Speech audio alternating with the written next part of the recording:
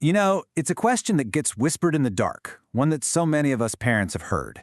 It's not an accusation, right? It's just a simple, honest thought from a child who's just trying to figure out their place in the world when the lights go out. And for so many families, this one little question is the start of a very long, very sleepless night. But what if?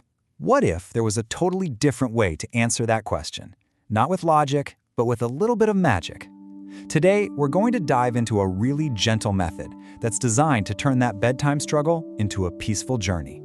Let's see how this whole story unfolds. All right, first up, the problem. For anyone who has ever felt that special kind of exhaustion that only comes from a child's sleep struggles, well, this part is going to feel very, very familiar. It's that nightly battle to bring a little peace to a home that just wants to rest. This is the dedication at the very start of the book, and wow, it just gets right to the heart of it, doesn't it? It's like a big hug for parents who are giving their all and just, need a little bit of rest in return. And this isn't some academic theory. Nope, this was born from deep personal experience. The author, Ashik Hamid, he lived this for 7 years. 7! He understood that bone-deep exhaustion because he felt it himself, night after night after night. And just like so many of us, he tried it all. I mean, look at this list. Setting up routines, trying different sleep training methods, endless comforting, summoning every last drop of patience, even trying to use logic. But as he found out, none of it really brought lasting peace. So all of that led to this huge realization. The answer wasn't going to be another routine or a stricter rule. The shift had to happen somewhere else entirely. It was about moving away from logic and into the language a child actually speaks. And this right here, this is the crucial insight. Think about it. At night, a child's world is all about feeling, not facts. You can't use logic to argue away loneliness. But a story? A story can give them a whole new identity, a new role to play. It can totally transform how they feel from the inside out. This is the core of that big shift. The whole method is about reframing the experience. So bedtime is no longer this big loss, this separation. Instead, it becomes an invitation to magic. Fear gets replaced with a new sense of power. And that deep feeling of loneliness, it turns into a quiet, really important purpose.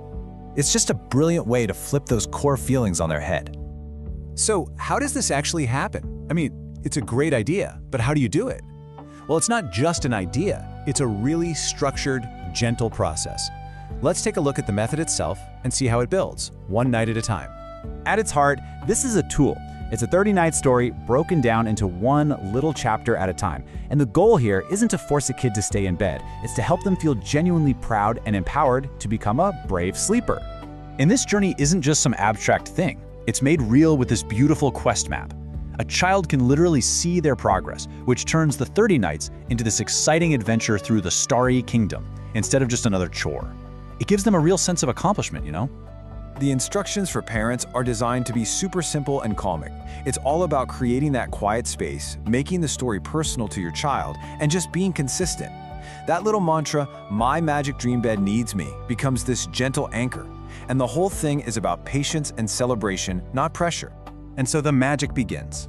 For your child, it starts with a secret that only they know. This tiny, glowing golden door that appears on their pillow, just waiting. And this isn't just any door. It's a gateway to a world that only opens when they're resting, safe and sound in their very own bed. And inside this incredible world, they're never, ever alone. They get to meet these gentle guides, like Leo the lion and the quiet, watchful night watcher. These characters are more than just make-believe. They're powerful symbols of safety and calm, showing that this dream world is a protected, steady place made just for them. Night after night, the child's role starts to change. They're not just a visitor to this magical world anymore. They actually become its most important guardian, a brave sleeper whose rest helps the entire kingdom shine bright. And this is where that feeling of pride and purpose really starts to bloom. So what's the real result of this gentle, story-filled journey? Well, it's about so much more than just a child staying in their bed. It's about a massive shift in the whole feeling of the house, moving from anxiety to just calm.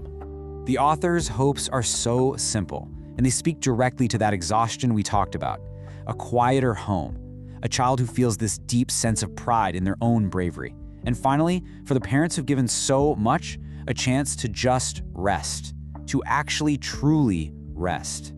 And so we come back to this quiet room, but the feeling now is completely different. That question has been answered, not with words, but with a sense of purpose. The child isn't alone anymore. They're on a really important mission. They feel secure and calm and proud. And down the hall, their parents' room is finally silent. The whole house is at peace. So this whole idea leaves us with a pretty powerful thought.